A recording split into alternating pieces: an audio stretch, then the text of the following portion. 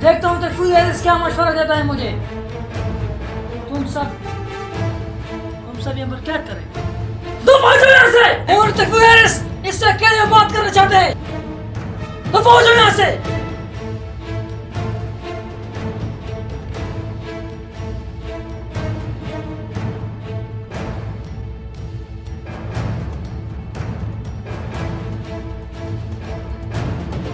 देखता हूँ तकफीर एरिस क्या कहता है।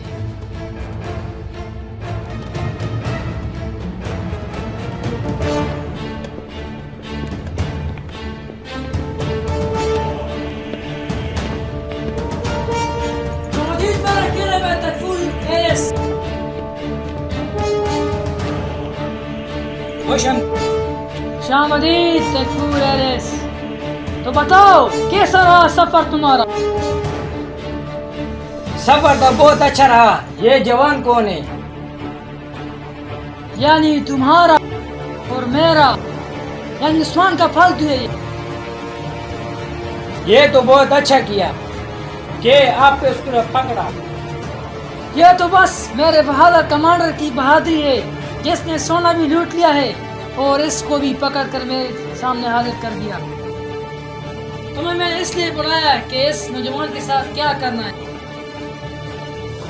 सच्चाई तुम्हारे सामने है। ऐसा करो, इसे नौजवान को जंगल में ले जाओ। हाँ, मैं तो ऐसा करूंगा, लेकिन फिर आगे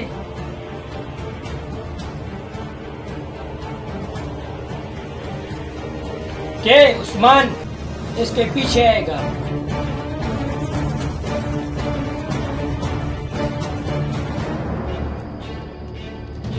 उस्मान इसके पीछे आएगा। आप इसकी जरिए उस्मान के लिए जाल बिछा दो। ये तो तुमने बहुत होशियारी की बात की। जरिए से उस्मान को पकड़ सकता हूँ, मीडिया को बर्बाद कर सकता हूँ, इस सारे मुसलमानों को मिटा सकता हूँ।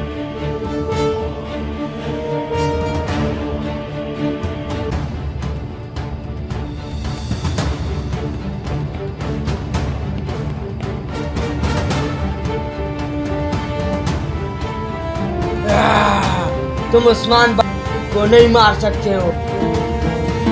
आप जिरगा शुरू करते हैं। हाँ, जिरगा शुरू करते हैं। हमारे कबीले के लोग और सरदारों के लिए और तमाम कबीलों के लिए ये अच्छा फैसला होगा। मैंने ठीक कहा वजीर अर्तकोश? का जवान, ये जिरगा हमारे लिए बेदनाब होगा वजीर। हाँ, कुतलू साहब ने बिल्कुल दुरुस्त कहा। हाँ, हम सीधे रास्ते पे जिरगा करेंगे। हाँ बिल्कुल, हम सीधे रास्ते पर जिरगा। बिल्कुल। हाँ बिल्कुल, हम शहीद भाइयों की बदला जरूर लेंगे जिरगे के बाद। हाँ, मैं तुम्हारे कबीले के जवानों का बदला जरूर लूंगा।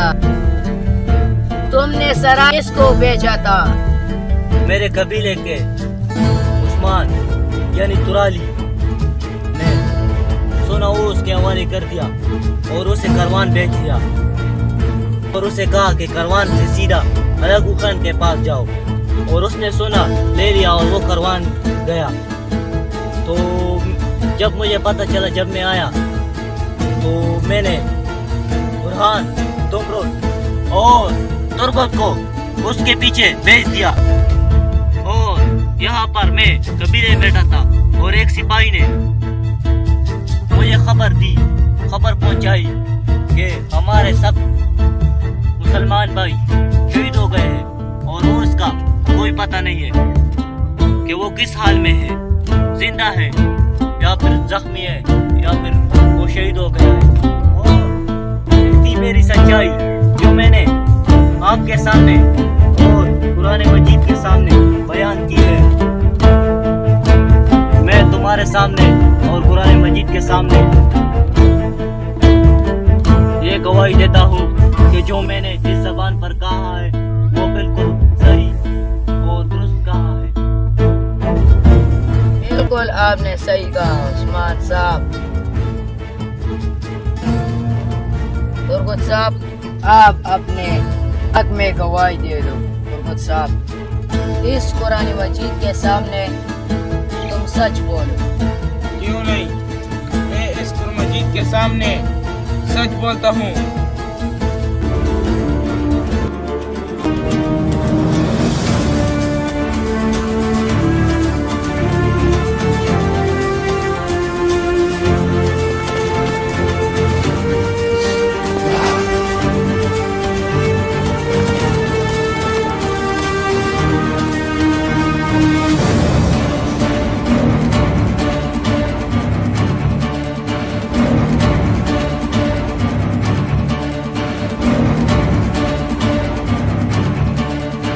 देखो, गौर से देखो अतोलिया का मैदान कैसा है। इसका मैं नक्शा बदल दूंगा।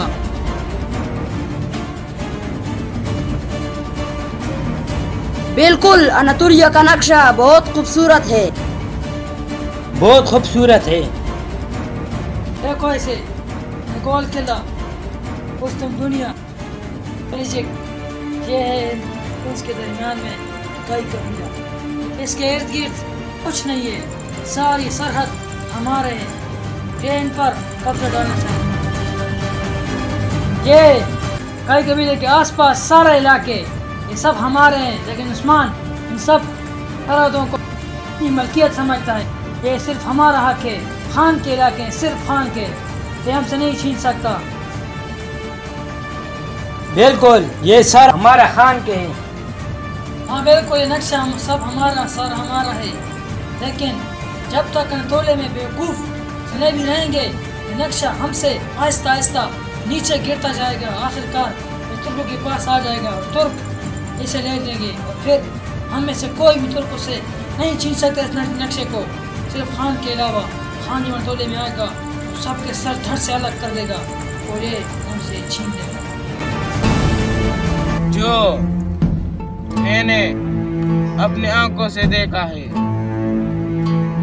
वजीर आर्तकुल, मैं, कुरान और दुमरुल जब सराय में गया तो हमारे कबीले के सिपाही शहीद और औस सरदार वो भी उधर नहीं था और सोना भी नहीं था। और आगे क्या देखा अपने आंखों से?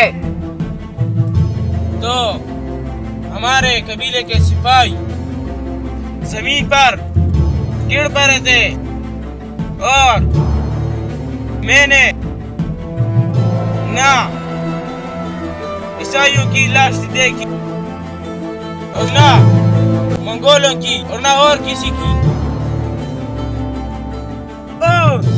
लेकिन जो मैंने तुम्हारे सामने और कुरान मजीद के सामने बात की वो सच है, वजीर आर्तकुल।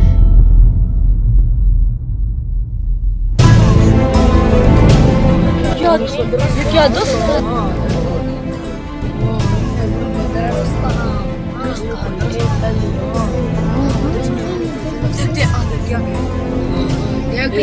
क्या करते हैं?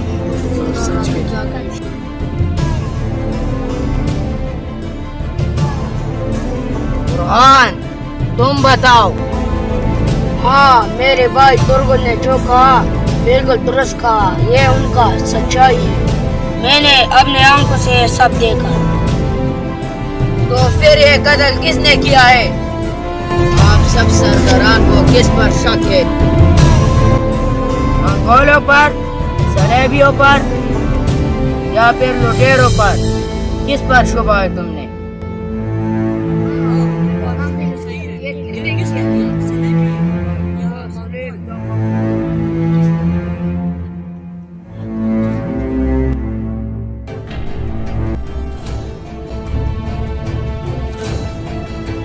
लेकिन ये काम अगर खान कर सकता है तो हम क्यों नहीं कर सकते?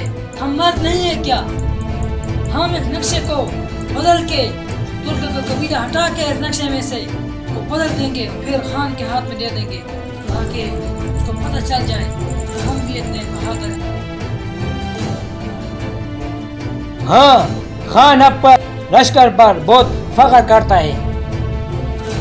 हाँ, खान अपने लश्कर पर बहुत फख्र करता है, लेकिन अनातोलिया में उसने हमें जिम्मेदारी दी है, जिम्मेदारी देकर भेजा है कि हम अनातोलिया को फतह करके उसके हाथ में दे दें, क्योंकि अनातोलिया हमारी जिम्मेदारी है फतह करना। क्योंकि खान दुनिया पर हुकूमत करना चाहता है और दुनिया पर हुकूमत करने के लिए कुछ भी कर सकता है, क्योंकि वो रूम के बादशाह बनूस को भी मारना चाहता है, मार सकता है, और वो हम जैसे बुज़दिल और कमज़ोर से फसलारों को भी वो मार सकता है। हाँ बिल्कुल, खान दुनिया को फतह करना चाहता है और जरूर फतह करेगा। हाँ बिल्कुल जरूर फतह करेगा। उससे पहले मैं अनातोलिया को फतह करके खान के हाथ में दे दूंगा, और खान मुझे मारना चाहे मुझे मार दे, क्योंकि मैं फख्र की मौत मरूंगा। हाँ, हम बुज़दिलों की तरह नहीं मरेंगे। हाँ, जब मैं मरूंगा तो शेर की तरह मरूंगा, शेर की तरह।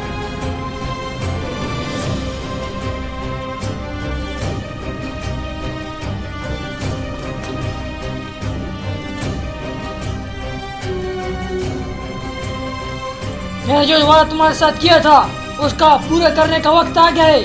मैंने 50,000 लश्कर तैयार कर लिया है। अब सिर्फ उस्मान को और उसके कबीले को जड़ से उखाड़ने का वक्त आ गया है।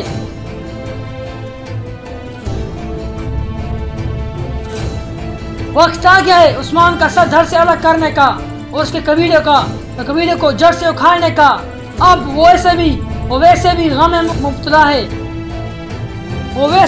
मुब्तला है, मैं उसे और गमगीन कर दूंगा। मैं उसके कबीले पर वो आग लगा दूंगा जो क़यामत के दिन मशरिक़ की तरफ से लगेगी।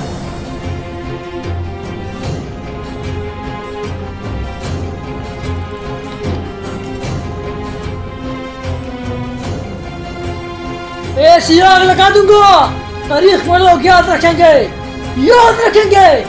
जरूर याद रखेंगे।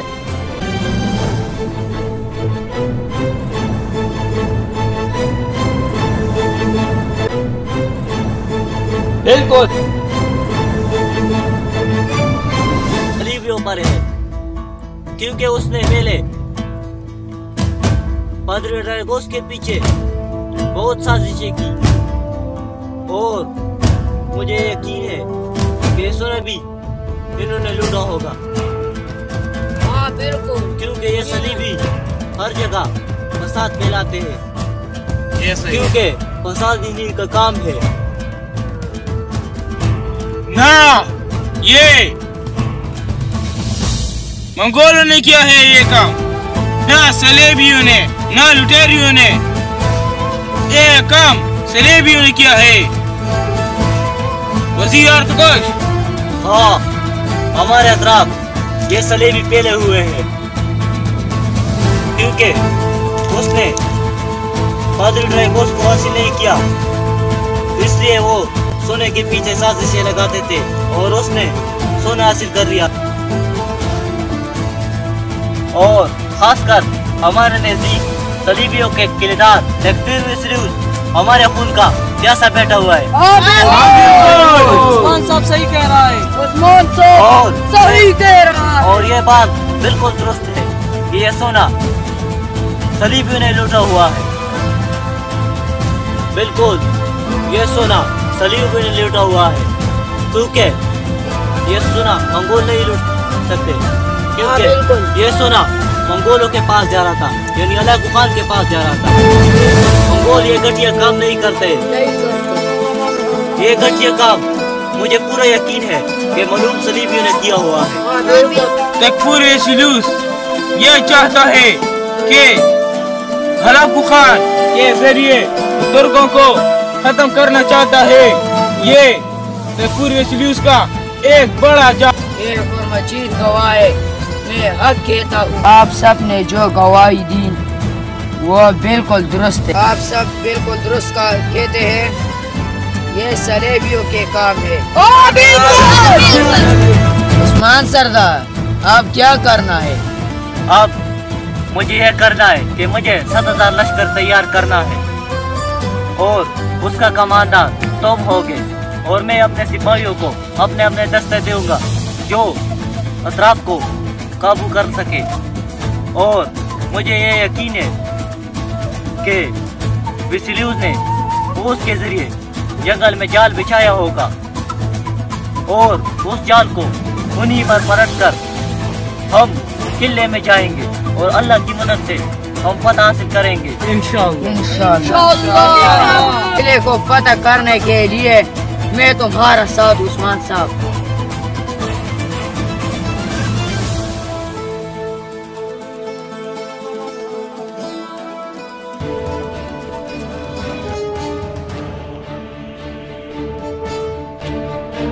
जनाब, कमांडर रोम कहाँ है? तुमने आंखों से देखा कमांडर रोमन और ओस को? मैंने उनको निकाल दिया है। हाँ जी बिल्कुल। रोमन और ओस सिपाही कहाँ है इस वक्त? मैंने रोमन और ओस सिपाही को भेज दिया है तुर्कों के लिए जाल बिछाने के लिए। वो जल्दी जाल बिछाएगा और मुझे खबर कर देगा।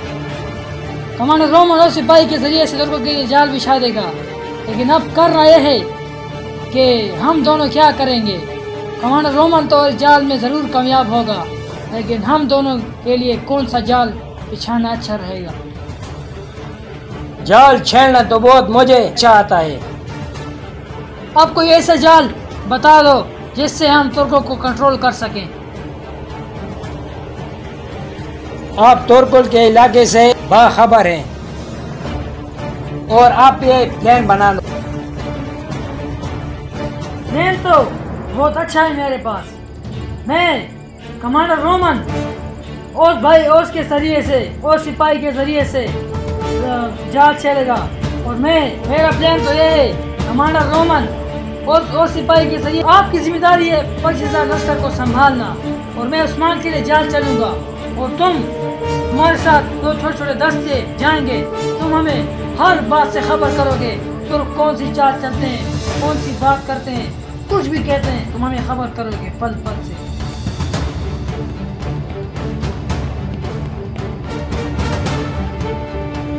बिल्कुल, मैं 25,000 लश्कर को संभालूंगा।